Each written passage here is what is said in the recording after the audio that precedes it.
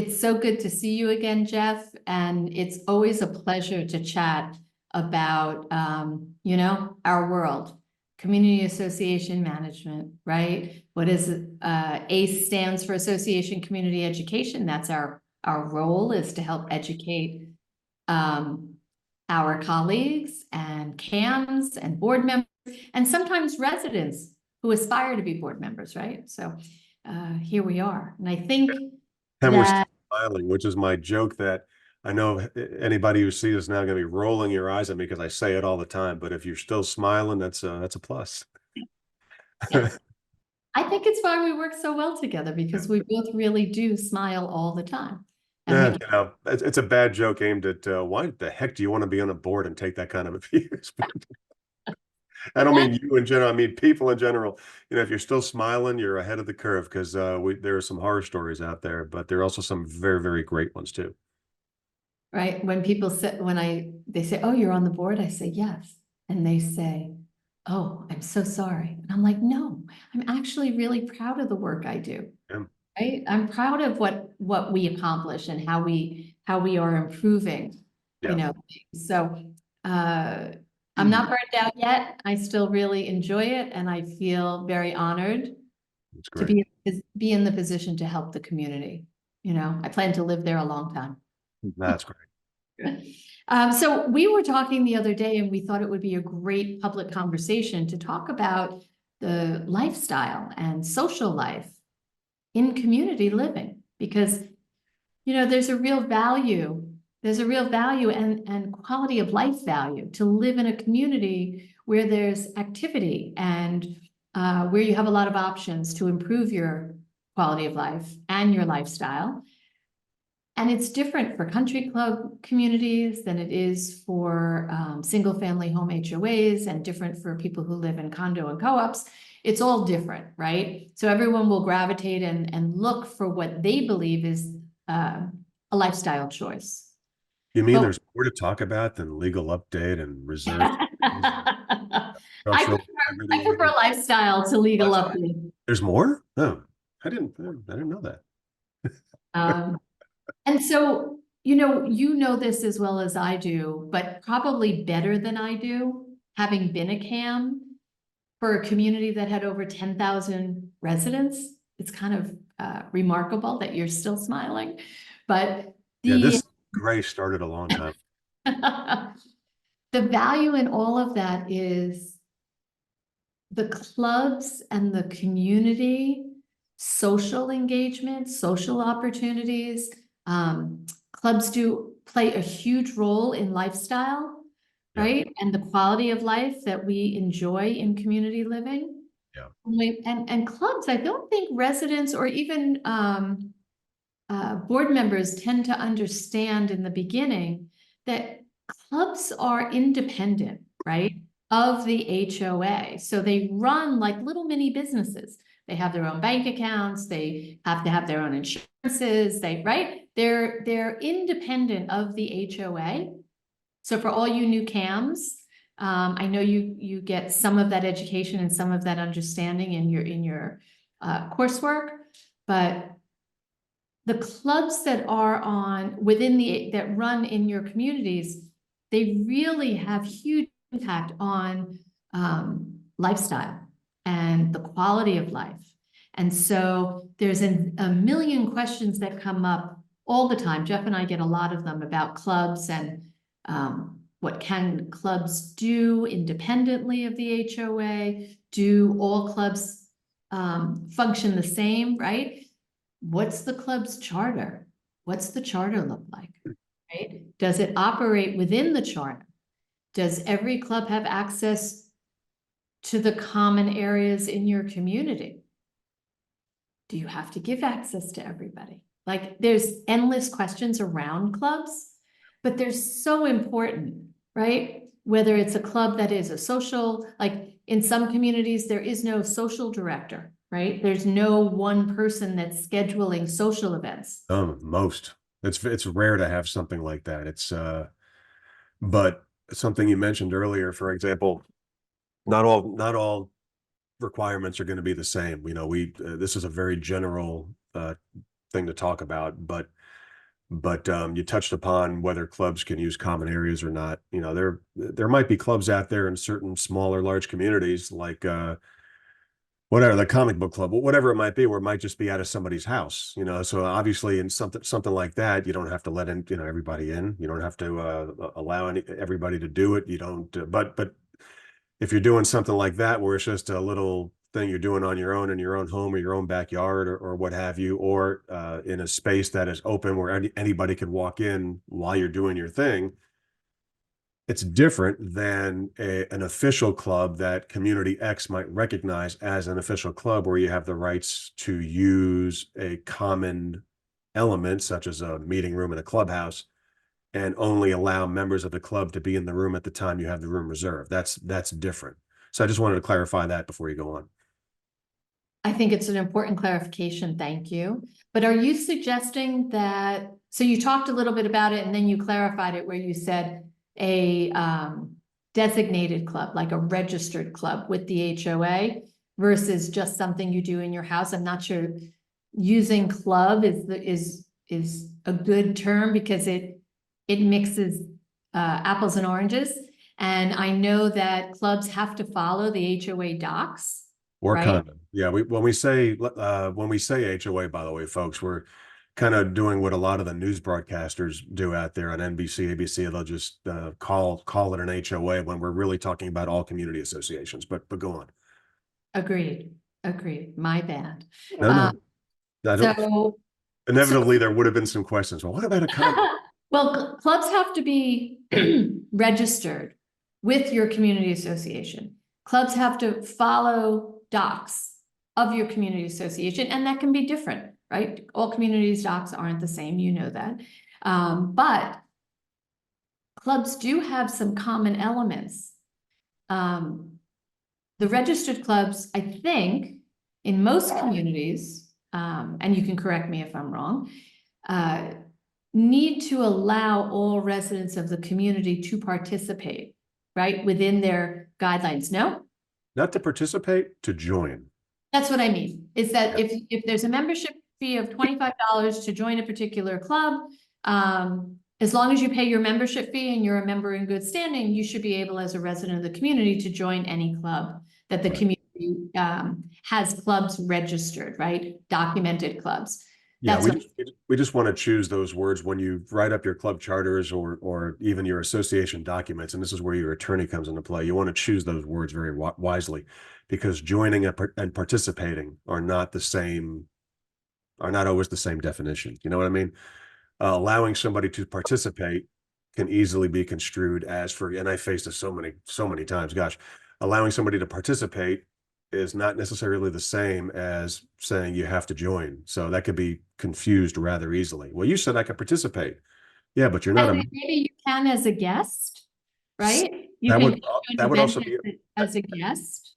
that would be up to the club to say that members can bring a guest or not. And usually, what some clubs will do, if there's a membership fee, but the guest obviously hasn't paid a membership fee, some clubs may charge an additional fee for that person to come, because if they're purchasing food for the event or an entertainer to come and entertain them, or if it's a bowling club and they're meeting off site and they need to cover the lineage for the bowling games. Right. So if it's $30 for a member, it could be $40 as a guest, an extra Right. 10.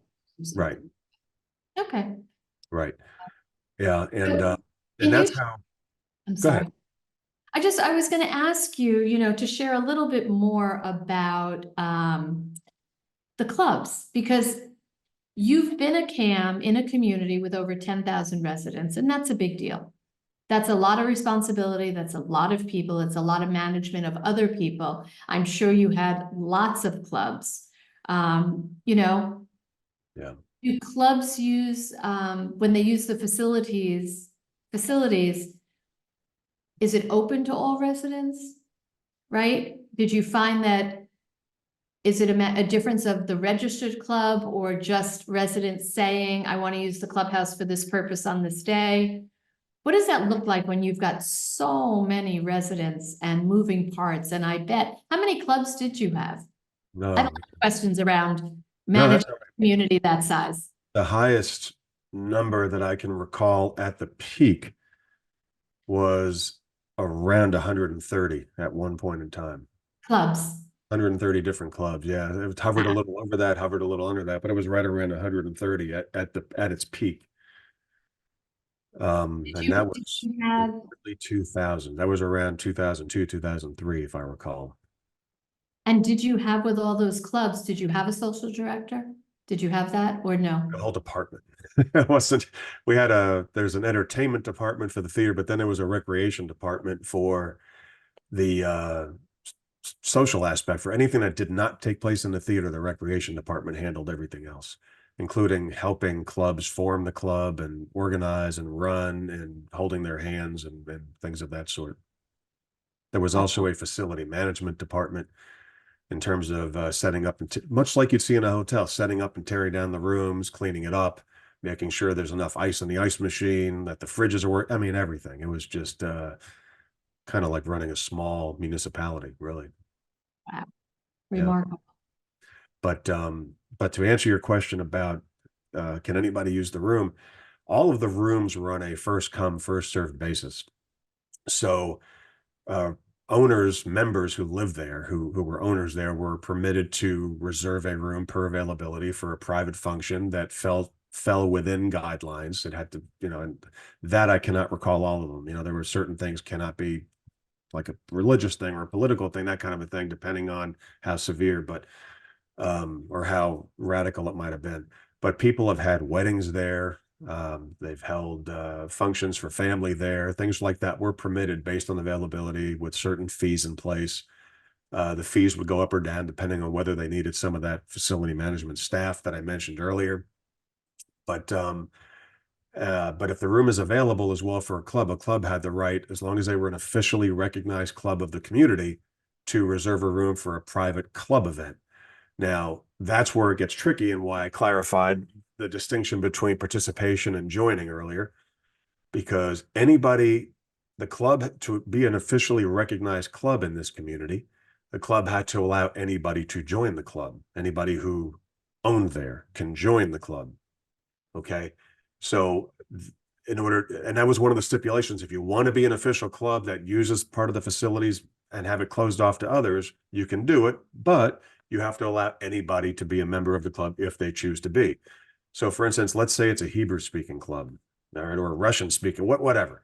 Let's say it's a club where it's right off the bat, we know it's not somebody everybody's going to know how to do. Anybody could join the Hebrew speaking club, but they join you know what you're getting into. If you join this club, chances are there's going to be a lot of Hebrew speaking going on. You may not understand it. So why would I want to join the club, unless it was a Hebrew teaching club or something to that effect. Right. So it's kind of like same concept. If it's a bowling club or a softball club, and you join the softball club and you go, well, yeah, well, how come we're not bowling? Because it's a softball club, you dummy. So those are the kinds of things that you have to allow anybody to join, but before you join, read what the club is all about and know what you might be. Clarification of what goes on in that club. Right. So that's really great information, especially for residents. I know, we predominantly talk to board members and CAMs, but for residents, it's a great piece of information. And I think some of our talks like this, we should do that focused on residents, because sharing it with your residents may help some of the friction, right? Because there's always this tension between what residents understand and know about their own docs, guidelines. In this case, Florida state, legislation and guidelines. And, there's always this push to educate CAMs and board members. But I think, CAMs and board members are overwhelmed, but it would be great to continue to educate residents, which I think brings the level of friction and tension down. The more people understand, the more they know, the more they understand the why of things, the less stress and tension you're going to have. you're never going to make everybody happy, right? We know that. Never going to prevent all conflict.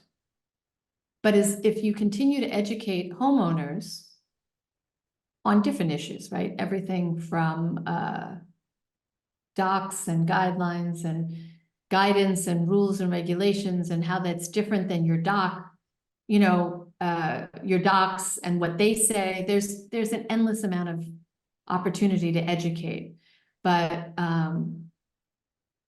when you're dealing with clubs, it's really resident driven, not driven by the board, not driven by your CAM, driven by residents who may not understand docs, and then it becomes the CAM and the board's responsibility to re-educate residents, right? Yes, you can do that. No, you can't do that. Please read this part of the docs. Please read this part of why, what your charter is supposed to say. And then running the clubs, right? Board isn't responsible for running the club. Board's not responsible for sending out emails. Board's not responsible for doing the things that the club is supposed to do. And sometimes those waters get muddy. Mhm.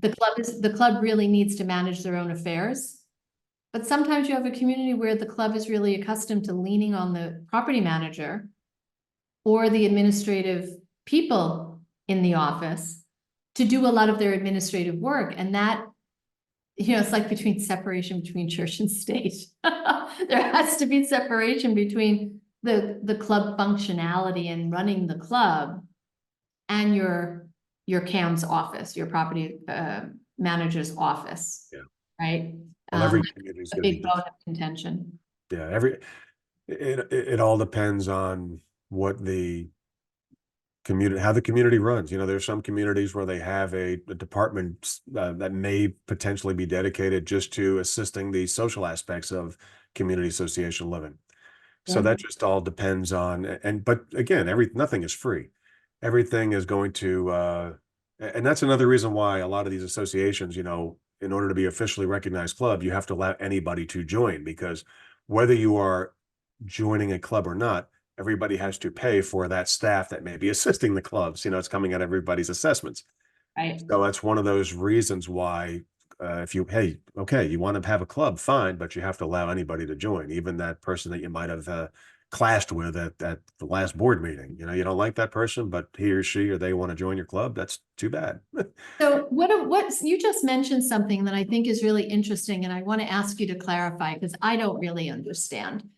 Are you suggesting that the administrative staff in the property management office, the HOA, the CAM, the condo or co-op association, in that office, there might be dedicated staff that handles club business or club activity, communications, flyers, things like that? Does the club pay the HOA a portion of club dues for that person's service? Is that what you're suggesting? I'm I'm not, trying to understand. I'm- to be honest, I can't recall how that worked where I was, in the sense that all I know is that what I came into and then what evolved from that point on, we did assist. We were permitted per the board to assist. So I'm assuming it was in the rules, and it was in the docs or in one of the official documentation of the association. I don't remember which one exactly, that we were permitted to assist clubs with certain things, but not others. We were able to assist with certain things like event flyers or posting. They would create the flyers and we would permit posting of the flyers in the recreation center or in the office area. So if they were an officially recognized club, that's one of the benefits they had of being an officially recognized club. They can post their upcoming events on the community channel, which rotated every few minutes. They could put Right. flyers up on high traffic bulletin board areas. Right. We would allow them to submit information that we would then go ahead and make it look pretty on the monthly magazine that came out, that was sent out to every single condo in the community. Right. So things of that sort. And then if it got really crazy in the beginning and they were having difficulty and they were getting more people than they expected show up to events, As long as staff wasn't tied up, we would assist them with signing people in every once in a while until they got their bearings together and got everything flowing the way it should. So Okay. there were certain things that, but again, this is not a static thing that every community does, has Right. the money to do, has the resources to do, but it's Yeah, you something all we had, were able to do. But again, not everybody can do that. It's typically volunteer driven by members of the club itself. right. Fair enough. Fair Typically. enough. And there were I mean, there were clubs that utilized public space. There were clubs that ran trips off-site. You know, there were generic social clubs that would have parties on site, like New Year's Eve parties or monthly social gatherings with different themes, whatever the theme might be. They would take their members on cruises. They would take them to Broadway, off-Broadway stuff, you know, downtown Fort Lauderdale or Miami, whatever it might be. Right. There were some crazy ones, though. One in particular, I will never forget this, and I'm not going to mention her name in case she sees this, but she ran one of the more highly populated clubs, and she was not afraid to try new things. I'm not going to say that. She was not afraid to try new things, and Okay. it went quite well. Well, But what were some of the things, what were some of the events and things that she did that went so well? oh, there were like drag shows on site for the club itself. The Sex Museum in Miami, which was a hit. Just some radical things that I never thought that I would see people much older than me at the time Right. want to do. And I thought, wow, this is so damn cool. I put it right up there when I was a kid, like when you would see your teacher in a social situation when you're like 10 years old and you see your teacher at school every day, but then you go to the mall and you run into your teacher like, oh my God, they have lives. That's kind of what that's kind of what that just reminded me of. It was just cool. I was tickled by it. I'm tickled now just thinking about it. It was getting older is not the end. And in many cases, it's the beginning, which was fantastic and Are made you working there and working with these clubs made me not be afraid to get older. really? Yeah. That's interesting. That's Yeah. an interesting perspective. I Yeah. think that the clubs are, going back to how we started this, it's quality of life, it's lifestyle, which, believe it or not, translates to home value. Yeah. No, it sure does. Community that has a lively social life, Right. But club not forced. Not otherwise, but forced. not forced, right? You may not be in a country club environment where you're paying a huge fee to Right. participate in a country club, but that doesn't mean you can't live in a community that has a vibrant social life Right. at will. Yeah. It was very eye-opening and I was proud to be a part of it. It was fun to help them out. And it was just very interesting. Uh, God, we could do a whole nother topic on some of the crazy stories that Well, I can't thank you enough for being open and sharing and having this conversation about social interactions and quality of life and what that looks like in different communities. It's been a pleasure. as always, absolutely. Can't wait to do it again.